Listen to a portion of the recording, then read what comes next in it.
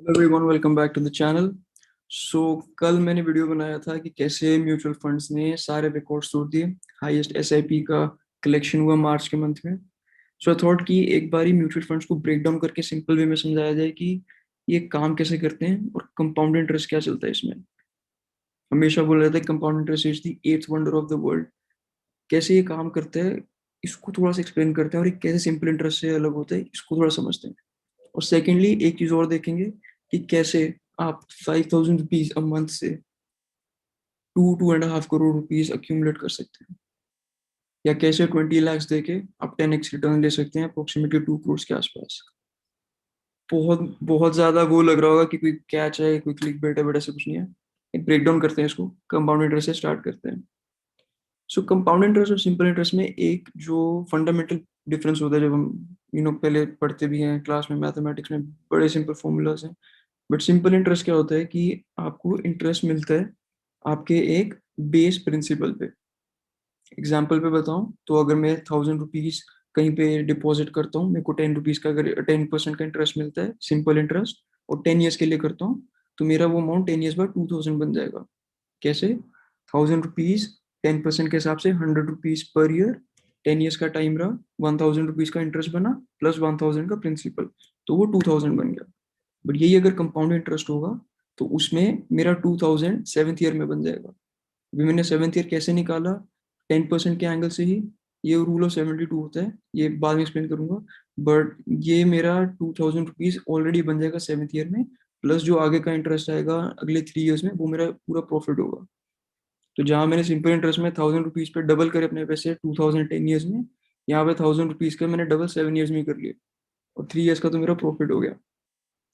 Compound interest में basic जो change है इंटरेस्ट कैलकुलेशन में कोई नहीं है, बट एक बेसिक फंडामेंटल चेंज जो होता है वो होता है आपके प्रिंसिपल पे। सिंपल इंटरेस्ट में आपने जो पहले साल पैसे जमा करे 1,000 रुपीज, उसी पे हर साल आपको इंटरेस्ट मिलेगा। कंपाउंड में आपने 1,000 रुपीज करे, पहले साल का इंटरेस्ट 100 रुपये हो गया 10% के हिसाब से। अब सेकेंड ईयर आपका 1,100 रुपये पे, मतलब बेस, और फर्स्ट ईयर का इंटरेस्ट 1,100 रुपये पे 10% का इंटरेस्ट मिलेगा, मतलब 110 रुपये। फिर ऐसे करते करते एवरी ईयर वो आपका बेस अमाउंट बढ़ता जाएगा, जिसकी वजह से आपका इंटरेस्ट बढ़ता जाएगा। रेट वही है 10%, बट आपका बेस चेंज हो गया तो आपका इंटरेस्ट बढ़ गया, जिसकी वजह से आपका एक डिफरेंट फ्यूचर वैल्यू बन जाता है as compared to simple interest. अब दूसरी बात करते हैं हम कि कैसे एक 5,000 रुपीज अ मंथ से आप 2.5 करोड़ रुपीज का एक कॉर्पस बना सकते हैं over a sustainable period of time. इसकी कैलकुलेशन करेंगे, बहुत सिंपल है, एक्सेल पे करते हैं। Here we go. सो अभी हम लगा लेते हैं 2022 चल रहा है। अज्यूम कर लेते हैं कि अभी जो कर रहे हैं हम स्टार्ट कर रहे हैं, अभी 30 ईयर्स की एज है, अज्यूम कर लेते हैं। लगा लेते हैं time period in years, time period in months, and हम लगा लेते हैं एक फ्यूचर वैल्यू और अमाउंट इन्वेस्टेड। करेक्ट। तो यहाँ पे इसको थोड़ा सा बड़ा करते हैं, ये टेन्योर ले जाते हैं हम अप्रोक्सीमेटली यहाँ तक।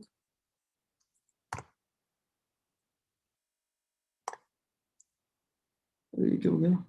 ये फॉर्मूला गलत लग गया था।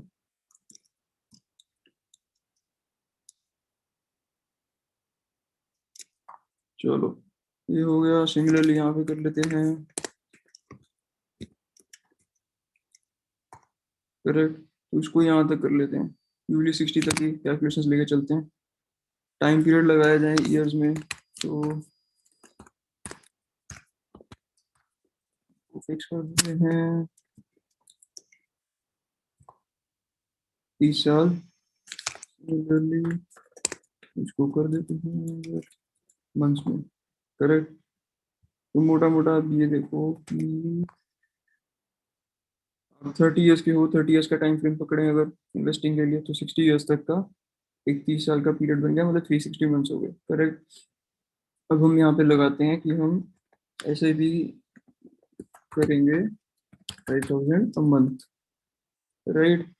और हम अज्यूम कर लेते हैं कि मेरा CAGR या मेरा एनुअल रिटर्न आ रहा है 12%। हमने 12% भी चूज किया। डिपेंड करता है आप कौन से म्यूचुअल फंड्स में पैसे लगाने हैं। कुछ म्यूचुअल फंड्स आपको 12-15% देते हैं, कुछ म्यूचुअल फंड्स आपको 8-10% भी देते हैं।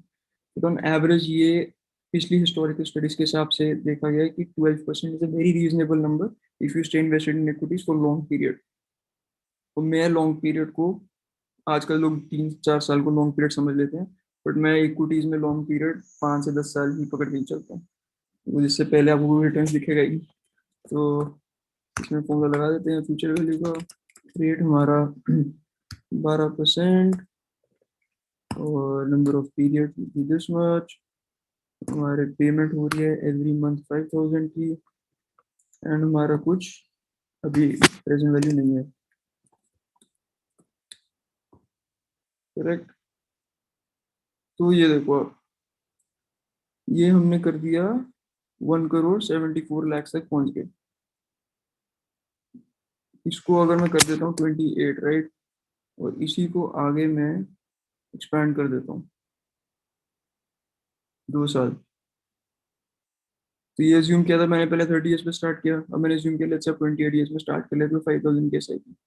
या अगर आप 60 तक भी थे, आप 62 तक भी उसको ले जाओ 30 ईयर्स में स्टार्ट करके, तो भी आप एक अमाउंट बना लेते हो 223 की। आपका इन्वेस्टमेंट कितना हुआ, मेन बात तो ये भी है भाई कि कितने पैसे लगाए हमने।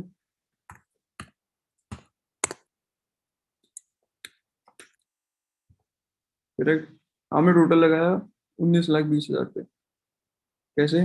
5,000 एवरी मंथ, और टोटल मंथ्स कितने हैं? 384। 384 कैसे? 32 ईयर्स।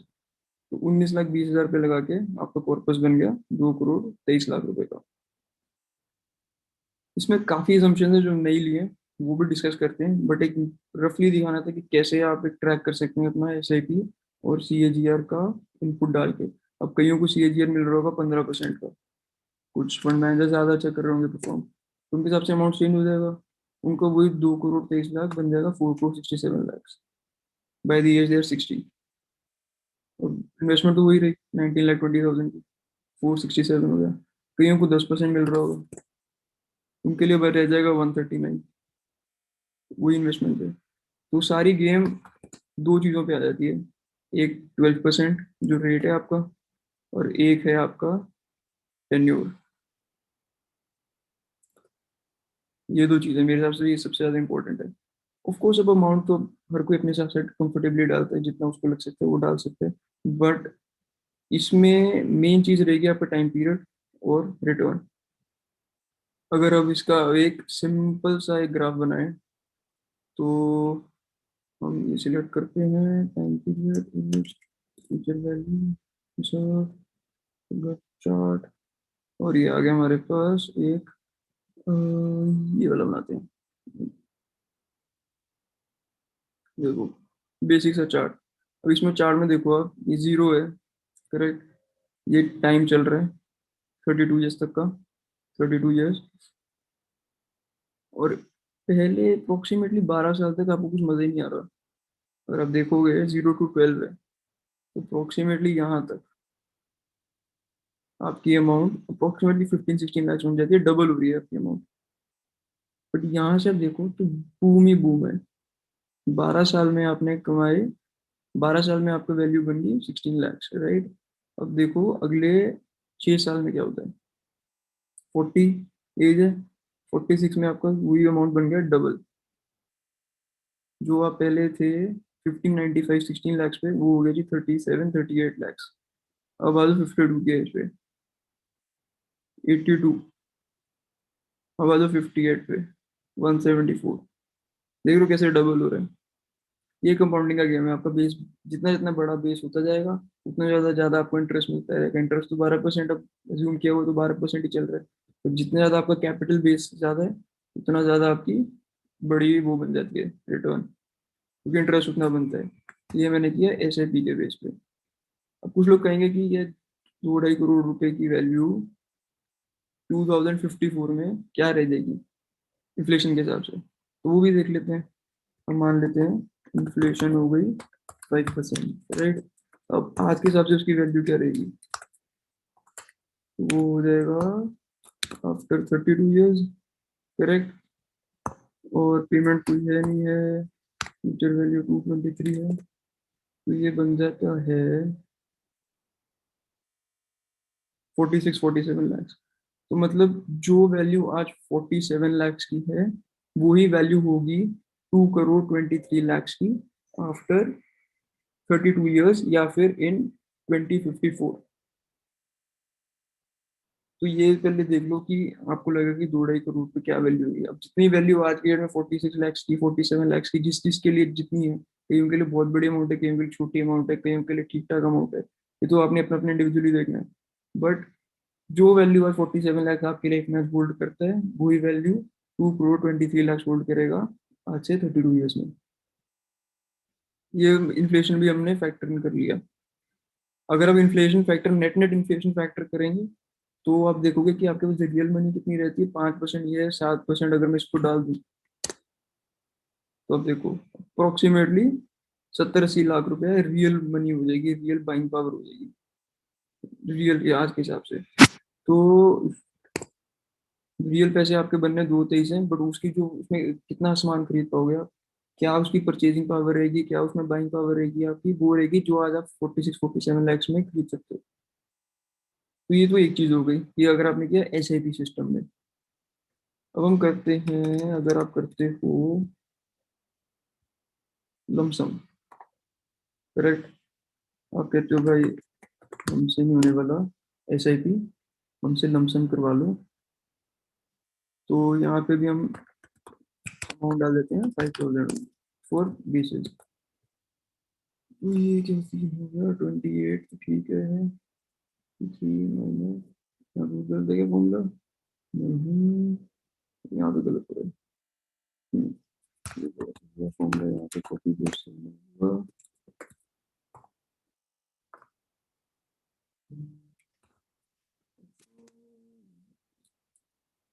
चलिए, अब ये ठीक है, 12,384 करेक्ट। अब फ्यूचर वैल्यू, फ्यूचर वैल्यू रहेगी, अब मैं पकड़ता हूँ अपना CAGR, अगेन 12% पकड़ लेता हूँ। तो रेट वही 12% annually, number of period would be this much. Yearly पकड़ते हैं, इसमें मंथली पे करना है अगर वन टाइम है तो। पेमेंट कुछ है नहीं है, प्रेजेंट वैल्यू में दे रहा हूँ 5,000 पे। तो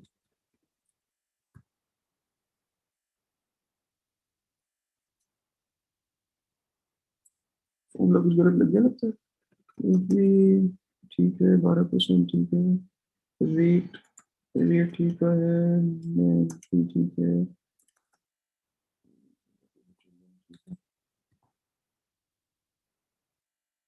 भी है। अच्छा ओके, देयर वी गो। यहाँ पे हमारा ये गलत हो गया, फॉर्मूला ही गलत था। चलो, तो 5,000 रुपीज आज आपने लमसम डाल दिया किसी स्कीम में, जहाँ पे अज्यूम करते हो कि मेरे को 12% CAGR आ जाएगा। तो वो 5,000 आज आपने डाल दिया, वो आपको 60 years में अप्रोक्सीमेटली 2 लाख रुपए बन जाएंगे। तो ये आपको लगेगा यार ये तो क्या अमाउंट है भाई, कुछ नहीं है, 2 लाख रुपए क्या रह जाएगा उस टाइम पे, आज ही 2 लाख की वैल्यू नहीं है, तुम लोग ऐसे सोचेंगे। पर आप ये भी देखो कि 5,000 तो डाला है आपने, आपने कौन सा अमाउंट डाल दिया, आप 5,000 5 लाख कर लो, 5 लाख छोड़ दिया, आज आपने 5 लाख डाल दिया तो 187 का बन गया। इस तरह आप ऐसे भी मैं समझती हूँ कि 5,000 में क्या है, आप 10,000 डालो, 446, तो डिसेंट रिटर्न, ये तो आपके हाथ में है। तीन चीजों से तो चलती है गेम। एक है आपका बेस कितना है, कितने पैसे आप डाल रहे हो, दूसरा आप CAGR कितना और कितना टाइम पीरियड है आपका। ये तीन चीजों को कॉम्बिनेशन से आप अपने लिए अपने हिसाब से पोर्टफोलियो डिजाइन करो कि भाई हम कितना रिस्क ले सकते हैं। स्मॉल कैप में डालना है, मिड कैप में डालना है, रिटर्न ज्यादा चाहिए, इतनी ज्यादा भी नहीं चाहिए, रिस्क ज्यादा नहीं लेना। ये सब चीज तो आपने खुद देखनी है। बट फंडामेंटली इसमें ये बता रहा हूँ कि अगर आप सिंपल पैसे 5,000 रुपये डालते हो और उसको छेड़ते नहीं हो, भूल जाओ कि मैंने कहीं पैसे डाल दिए, वो अपने आप कंपाउंड होते होते होते होते अप्रोक्सीमेटली 2 लाख रुपीज बन जाएगा। आपको पता ही नहीं, 5,000 रुपीज आपने लगा दिए कॉलम सम में। आप कहते हो यार कि मेरे पास डिसिप्लिन नहीं है मंथली करने का, बट मैं, मार्केट डाउन है, मैंने थोड़ा पैसा एक्यूमुलेट कर दिया, मैंने डाल दिया, तो ये आपको रिटर्न अच्छी खासी बन जाएगी इसमें। तो ये था मेरा लमसम का। और इसका भी अगर मैं इन्फ्लेटेड बताऊँ तो कुछ भी नहीं निकलेगा, इन्फ्लेशन करने का पॉइंट ही नहीं बनता। ये चीज मैं बताऊंगा आपको, एजम्पशन। एक चीज को ध्यान रखो, एक सबसे बड़ी assumption है कि कंसिस्टेंसी है हमारे उसमें, कोई नो इंटरप्शन SIP। दूसरा है नो टेम्पटेशन, नो टेम्पटेशन या विथड्रॉल।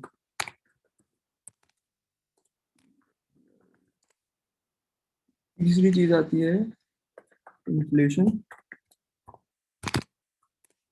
फोर्थ हमने लिया है सैलरी इंक्रीमेंट नॉट टेकन। अभी समय समझाता हूँ कि क्या क्या लिख रहा हूँ मैं। कंसिस्टेंसी का मतलब है आपने ऐसे भी किया, अभी आप देख रहे हो करी जा रहे हो करी जा रहे हो, तो आप हर मंथ आंख बंद करके 5,000 रुपीज जैसे भी 10,000 है आप डाल रहे हो। आप नहीं इसमें कर रहे कि मेरे को विड्रॉ करना है, कोई लालच नहीं आ रहा है, आपकी नजर ही नहीं पड़ रही है, आप 10,000 पे जा रहे हैं, मैं भूला हो कि मेरे को हर महीने 10,000 का खर्चा करना है। As simple as that. ये थी हमारी पहली, नो टेम्पटेशन ऑफ विड्रॉल। इसका सीन अलग है। अब देखो आपने 10,000 फीस डाला, अब मैं यहाँ पे आता हूँ 12th ईयर में, करेक्ट। 12th ईयर में अगर आप देखोगे आपके पास 30 लाख रुपीज इकट्ठा होना शुरू हो गया। 30 lakh is a big amount. आपको लगता है यार 30 लाख रुपए इकट्ठे हो गए, 10 लाख रुपए निकाल देते हैं, 20 लाख रुपए पड़े रहने देते हैं। ये मत भूलो कि वो 10 लाख रुपए आपको कितना ज्यादा कॉस्ट करेंगे।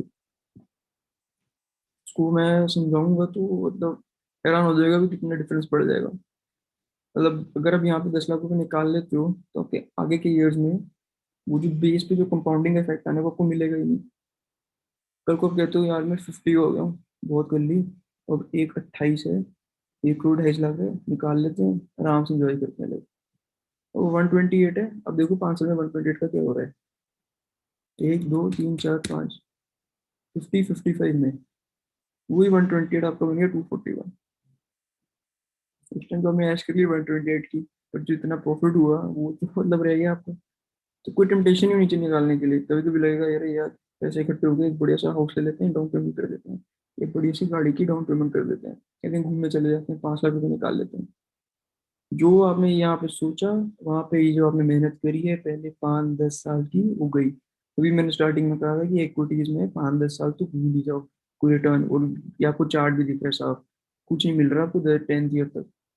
तो भूल जाओ, अगर आपको इंस्टेंट रिटर्न चाहिए भाई, फ्यूचर्स ऑप्शंस में ट्रेडिंग कर लो, रिस्क खुद का लो, खुद बड़ा रिस्क लो, खुद बड़ा कमाओ।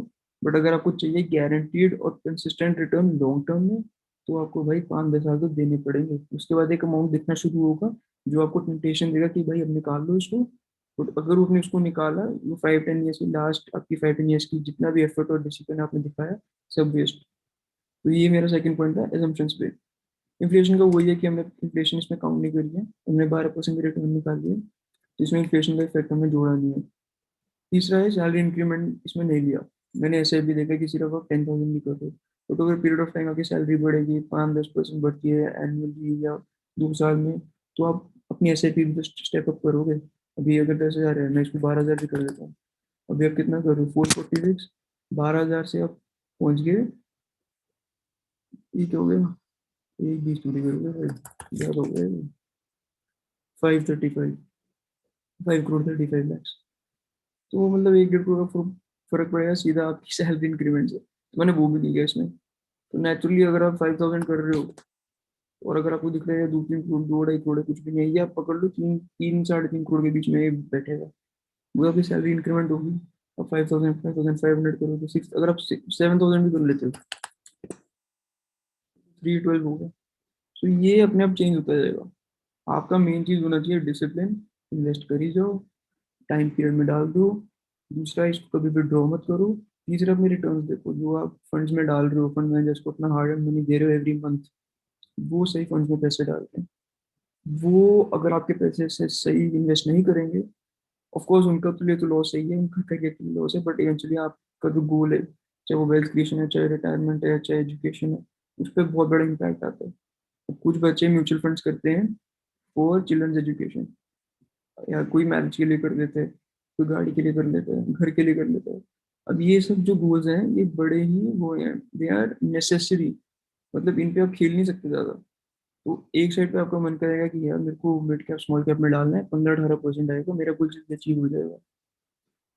बट एक जगह ये भी होगा कि ये स्मॉल मिड कैप में डाल दिया, at the end of the day पैसे जा तो स्टॉक्स में ही रहे, इक्विटीज में पैसे लग रहे हैं, थोड़ा सा डेट में चले जाएगा। डेट में पर अगर आपको रिटर्न अच्छी आने नहीं मिले तो डेट का पोर्शन बहुत कम रहेगा आपके पोर्टफोलियो में, जो भी फंड मैनेजर मैनेज कर रहे हैं।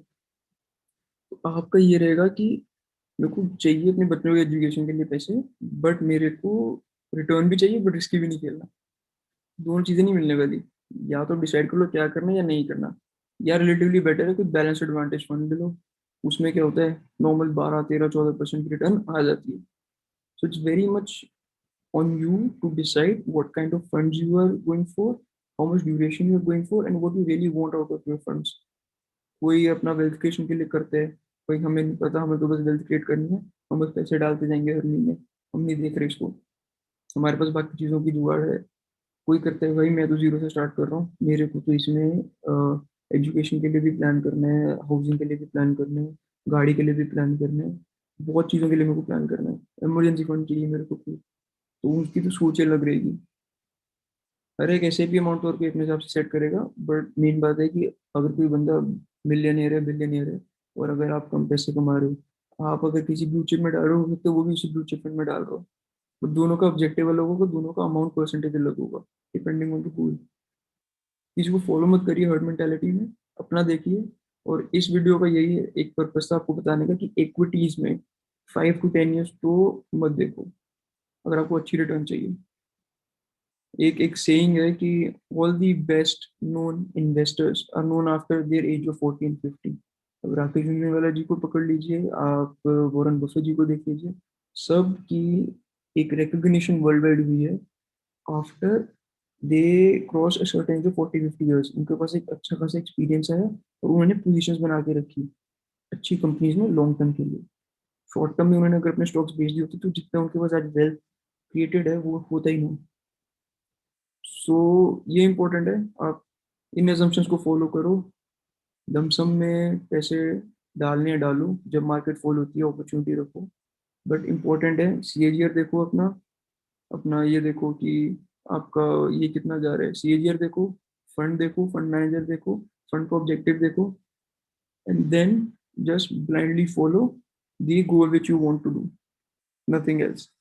इजीली वेल्थ क्रिएट होगा, बट कंसिस्टेंसी चाहिए, फंड अच्छा होना चाहिए, और गोल डिफाइंड होना चाहिए कि किस चीज के लिए कर रहे हो आप। मैं खुद अपना जब पोर्टफोलियो डिजाइन करता हूँ, मैं भी छोटा इन्वेस्टमेंट करता हूँ, उसमें आई सी कि मैं ये इन्वेस्टमेंट किस लिए कर रहा हूँ और मैंने ये फंड क्यों चूज किया। हर एक फंड में डिफरेंट डिफरेंट वो है। अब ब्लू चिप मिल जाओगे, एक्सिस भी मिल जाएगा, मिराज मिल जाएगा, एचडीएफसी मिल जाएगा, किसको चूज करोगे तो आपके हाथ में। थोड़ा डिपेंड करता है ब्रोकर क्या सजेस्ट कर रहे हैं, डिपेंड करते हैं आपको क्या प्रेफर्ड है। आजकल तो सब मिल जाता है कि कौन से में क्या देखने में, एक एक फंड का भी रिव्यू बना दूंगा अभी। बट ये एक एक्सेल शीट है, मैं शायद अटैच भी कर दूँ इसमें यूट्यूब के साथ, तो आपको पता लग जाएगा कि इजीली कैसे आप अपने फंड को मॉनिटर कर सकते हैं। नॉर्मल एक्सेल चलाओ, कोई भी इसमें डाटा इनपुट कर ले, इजीली आपको ट्रैक रिकॉर्ड बन जाएगा। बट ये है कि फंड मैनेजर पे प्रेशर मत डालो, उनको भी प्ले आउट करने के लिए थोड़ा टाइम दो। ऐसा नहीं कि 1 ईयर में का मेरा, आज मैंने 1000 रुपये डाला मेरे को 12% रिटर्न चाहिए, मेरा 1120 रुपीज बन गए at the end of first year, it's not necessary. तो उससे ज्यादा बने, हो सकता है उससे कम भी बने। फंड मैनेजर पे प्रेशर मत डालो, just believe in the concept and the fund you're investing in, and just be discipline in that. Wealth create हो जाएगा बट टाइम लगेगा। So stay tune for the next video, and एक और मैं बनाऊंगा रिगार्डिंग द म्यूचुअल फंड्स और कौन कौन से अच्छे हैं, and one will be the rule of 72 की रूल ऑफ 72 कंपाउंडिंग में कैसे हेल्प करता है। So stay tuned. Hope you like the video and keep watching. Thank you.